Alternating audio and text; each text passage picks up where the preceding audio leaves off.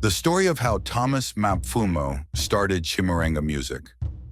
Long before the world called him Mukanya, Thomas Tapfiranyika, Mapfumo was a young boy growing up in colonial Rhodesia, where African voices were pushed aside and African culture was treated as something to be ashamed of. In schools, children were taught foreign histories. On the radio, foreign music dominated the airwaves. African languages were allowed only in private, never on the main stage. But in the villages, the ancestors never went silent. At night, elders gathered around the fire, playing the mbira, the sacred instrument of the Shona people. Its metallic notes carried stories of the land, the spirits, and the long struggle of African people. Young Thomas listened carefully. He felt the music speak to something deeper than entertainment. It spoke to identity. It spoke to memory. When Thomas later moved to Salisbury, now Harare, in the 1960s, he entered a city shaped by colonial rules. To survive as a musician, he joined bands that played Western-style rock, soul, and rumba, the kind of music that hotel owners and radio stations accepted. He learned to master the guitar, stage performance, and modern sound. Crowds danced, the band got bookings. Yet inside, Thomas felt unsettled. He knew that while the instruments were modern, the spirit of the music was not his own. As the liberation struggle intensified across the country, people whispered about freedom, land, and dignity. Guerrilla fighters disappeared into the bush. Fear and hope walked side by side. The land itself seemed restless. Then came the night that changed everything. Thomas Mapfumo and his band were performing at a hotel in Harare. The music flowed smoothly, the crowd moved, and for a moment everything seemed normal. Suddenly, a white man shouted from the crowd, his voice sharp and filled with contempt. "Hey you Kefar, why are you playing our music? Can't you sing your own music?" The words sliced through the room. Before the shock could settle, one of Thomas's guitarists leapt off the stage and rushed into the crowd, beating the man in rage. Chaos erupted. Security intervened. The performance ended abruptly. Thomas stood there, furious and humiliated. He did not support violence, but he understood the pain behind it. That insult exposed the truth he had been avoiding.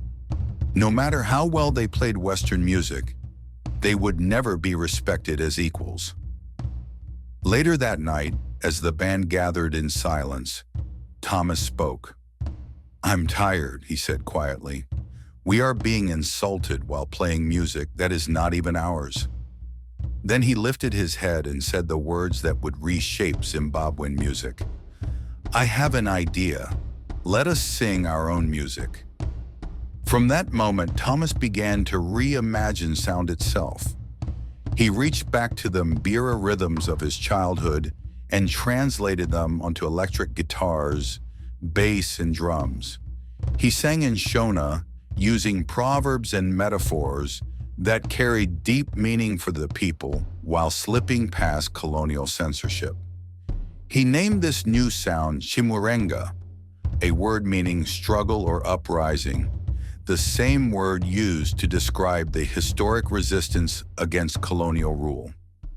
Songs like Hokoyo, Fumvu Paruseva, and Tumira Vanakohondo spoke directly to the hearts of the people. The masses listened. The authorities panicked. His music was banned. Thomas was arrested and detained. Radio stations were warned not to play his songs. But Chimurenga music could not be silenced. It traveled through townships, villages, prisons, and the bush. Freedom fighters carried it with them. Families whispered the lyrics at night. The guitar now spoke like the mbira. The drum marched like a freedom fighter. The voice carried the weight of a nation awakening. When Zimbabwe gained independence in 1980, Chimurenga music stood as more than sound. It was history set to rhythm. Thomas Mapfumo became more than a musician. He became a cultural warrior, a voice of conscience, and a messenger of ancestral truth. Thomas Mapfumo's bold decision to sing his own music did not stop with him alone. His idea became a spark that lit many other fires across Zimbabwe. By proving that African music, sung in African languages and rooted in African rhythm, could stand proudly on any stage, he opened the door for a new generation. Musicians like Oliver Mutukudzi, with his deep moral storytelling, James Chimombe, with his soulful and emotional sound, Marshal Munhumumwe, who blended tradition with modern rhythm, and Ambuya Beulah Dyoko, who carried spiritual depth and cultural wisdom through her voice, were all inspired by this movement. Many others followed, each adding their own voice, but walking the same path of cultural pride and truth. Together, they reshaped Zimbabwean music, turning it into a mirror of the people's lives, struggles, hopes, and spirituality. Chimurenga music became more than a genre. It became a foundation, and to this day, when Chimurenga music plays, it does.